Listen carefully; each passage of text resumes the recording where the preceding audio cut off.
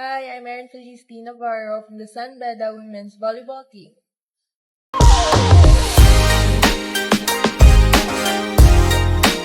I started playing volleyball po nung nagpunta kami sa Hong Kong for a family trip. Then, nakita ng mom ko yung DLSU Lady Spikers. And then, sabi niya magpa-picture daw. So, sabi ko, bakit? Sino ba sila? Ba't ako magpapapicture?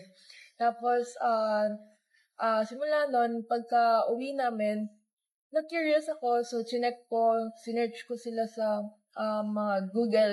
Uso pa kasi yun dati, yun lang yung isa-search mo. Then, pagka-search ko, ayun, na-curious ako, anong sport to, anong team to, tas ang unique nila, ang uniform nila, ganon. So, ayun, simula na na-curious ako, in-enroll na ako ng mom ko sa iba't ibang volleyball camps. Then, ayun, doon na nag-start.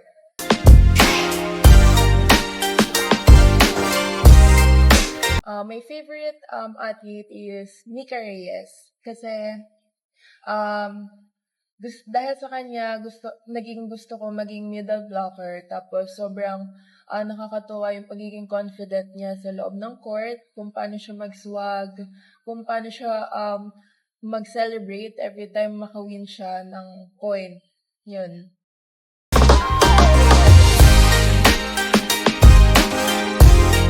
So, my mom, yung pinakadahilan kung bakit ako naging athlete. So, before pa in-enroll niya ako sa mga ballet class, swimming, dancing, until ayun nga, napamahal ako sa volleyball dahil sa kanya din.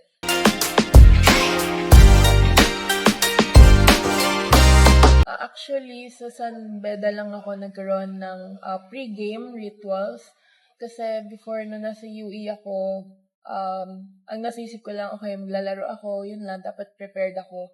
Ngayon, nung nag-San Beda ako, nagkaroon ako ng, actually, naging dalawa yung rituals ko. Noong season 99, nakikinig lang ako ng motivational podcast after namin mag-church para yung pre-nay ko, may mindset ko siya dun sa napapakinggan ko ng motivational podcast.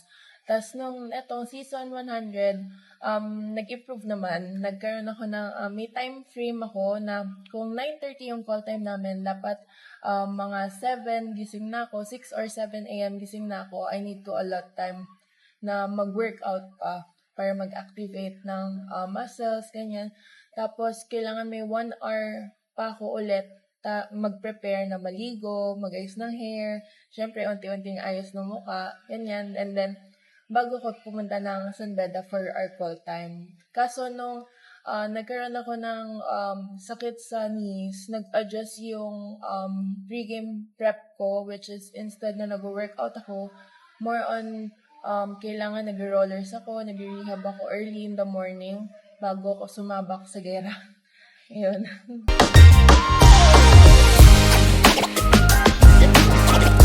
It's not about who's talented, it's about who's more hungry, and you are not here to be liked, but you are here to grow. Okay, naging impact sa akin nun kasi we all have talent na. So, kahit gaano pa kalakas yung kalaban mo, kung gaano pa ka-talented yung kalaban mo, kung mas sabik ka manalo, you're more willing na ipakita sa lahat, di ba, na kaya nyo rin manalo. So, yun, feel ko yung mga games namin this last season din, yung mga nakalaban namin yung mga LPU, yung mga napanalo namin.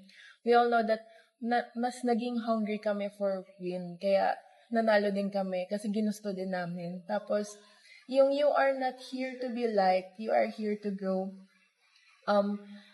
Nagustuhan ko siya kasi siguro dun sa point na masyado tayo lahat nakafocus sa baka hindi nila ako magustuhan. Hindi natin iniisip na para sa sarili din natin yung nagiging process na parang kailangan tayo din mismo mag-grow, mag-mature, maging open sa lahat ng mga situations din.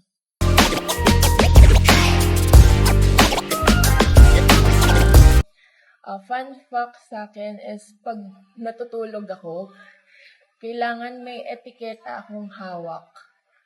Ano siya, yun sa mga damit, may mga malalambot na tag. Yun, kailangan ginaganon ko siya para makasleep ako. And then, I love iced coffee so much. To the point na nag-experiment ako na kung anong meron sa bahay. Yun talaga, coffee, gatas, asukal, kung ano man makita ko. Ito try ko talaga. Yun.